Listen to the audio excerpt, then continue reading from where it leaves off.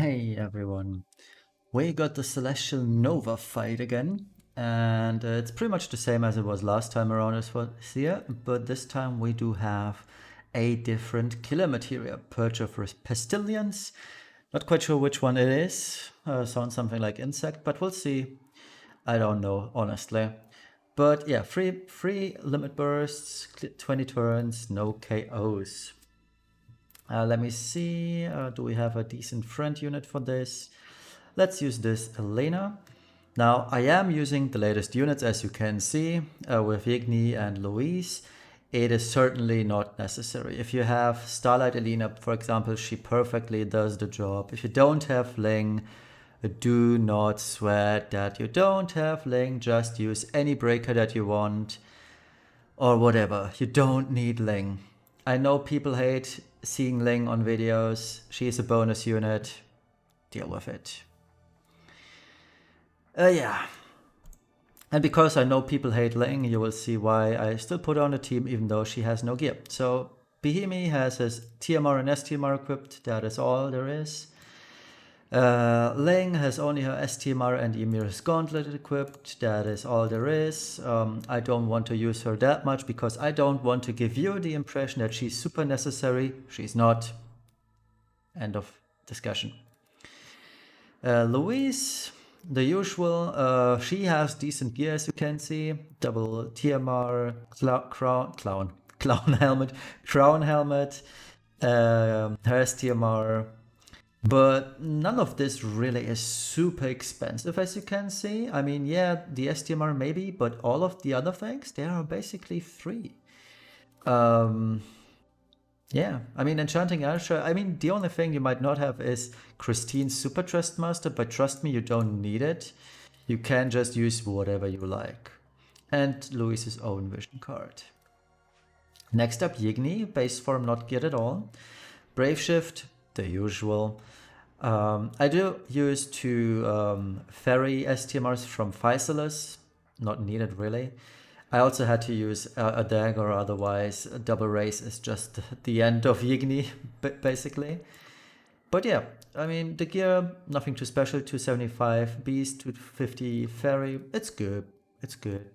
And Yigni is using his own vision card as well.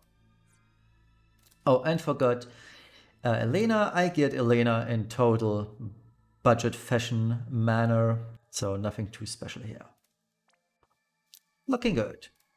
Now, if you remember, this fight really wants you to use Imperils. Because if you don't use Imperils, you are going to have a very bad time. Alright, so let's Brave Shift with Ling. And that is the only upside of having Ling. You can fill LB gauge rather quickly. And I know people will dislike this, because my LBs are almost full, but don't sweat it, because you have 2 turns regardless, and I will show you why you have 2 turns regardless on the next fight, because the boss buffs himself up with mitigation. Now, I will show you that this is entirely possible without touching or without having Ling. So yes, she is doing a part in all of this, but as you can see, the boss is buffs, physical magic reduction. If you have a perfect dispel, Vaughn comes in mind, for example. You can dispel this and have your way right away. But yeah, I'm gonna use 3 limit bursts right now. If you can't, you probably can't if you don't have Ling, just delay the 3 limit bursts. You don't lose anything. Oh boy, I forgot about this lag fest. And I also targeted the wrong unit. That feels bad. That feels really bad. I targeted the wrong unit. Okay, now I can say I messed up. But oh well. So we are going to use her beast killer stuff. We're gonna imbue everyone with fire and enthrall. We cannot really break the boss regardless, as you can see. So Louise is going to do Firestarter. It's 3 turns, perfect. Capacitate should be also 3 turns, perfect. Diverse arsenal, and let's do some power boost. And Yigni in base form is going to 4-hands this. Fruits of Research, Vitality Fountain, Gemini, and Fire Enhancer. I guess one of the upsides of Yigni is that he can actually dispel the boss, right? He dispelled? Yep. So, I guess it's something. Alrighty. Now that we do have our buffs up, let's Brave Shift Louise and we'll just do some basic chaining over here. I forgot about Yigni again, so we don't have the fire field. I'm still not used to use Yigni, honestly. We'll have both Elena's do piercing and double salvation, and Ling. I don't know. Let's do some break gauge stuff first. Well, that was useless. E and A and SD. Let's go. But yeah, as you can see, the boss drops rather quickly. Yigni probably doing most of the work here with his dark stuff. Alright, so even though I messed up big time, it worked out in the end. Now again, Yigni and Louise, they are rather strong, I would say. But you don't need that much of gear. The boss, as you've seen, the boss deals literally negative damage almost. So that is not an issue. And oh, it was actually Elena. My Elena, both Elenas did most of the damage. And keep in mind, both Elenas, or at least my Elena, had basically budget gear. So, oh well, wait. No, I'm lying. Those Elenas, they limit bursted that that ad of the boss. So yeah, but still, as you can see, Yigni and Louise, they dealt a lot of damage. Can't say how much Elena and the Elenas did, but I would assume it was enough. So yeah, that is it for that one. And now I will move right over to the other challenge, which is, and I like this, they brought the Gluttonous Consumer of the Cosmos back, and you can get all the rewards again from level 9 to level 1, meaning you also get a lot of lapis along the way, as you can see.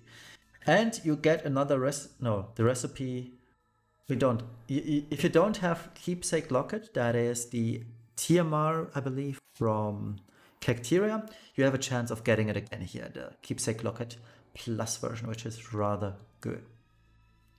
So I'm just gonna do number 10 again. What were the missions again? No items, no continuous, 20 turns. That sounds rather easy. So same team, same strat, nothing changes really.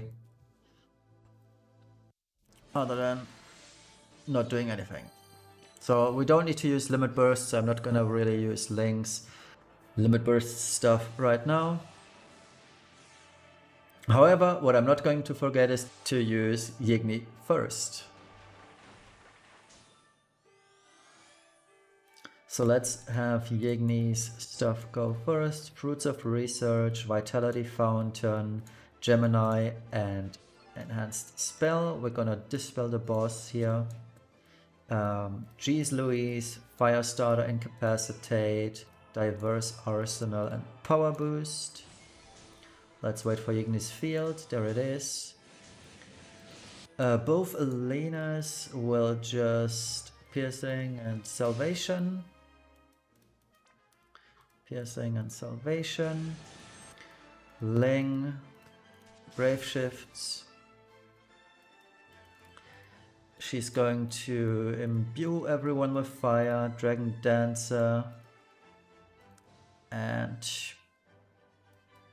Moving Dance for some stat buffs, I suppose. And Behemoth is just going to, oops, wrong skill. Protect. No need for armor, I guess. And King's Barrier. Alright, let's go. And I guess the boss is dead. Yeah. You might have noticed I'm still using my own Elena, who was totally geared towards, well, budget. And yeah.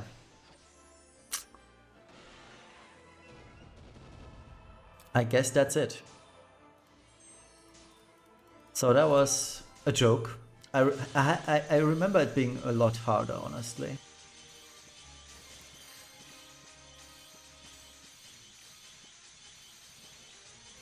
I should not have pressed these two. Oh well.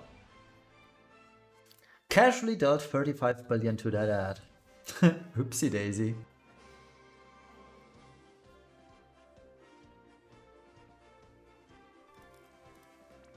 Yeah, I can't compare, right? I mean, the only thing that you should know, my Elena dealt so much more damage to the boss or the ad that you might guess it right. One Elena is good enough for this.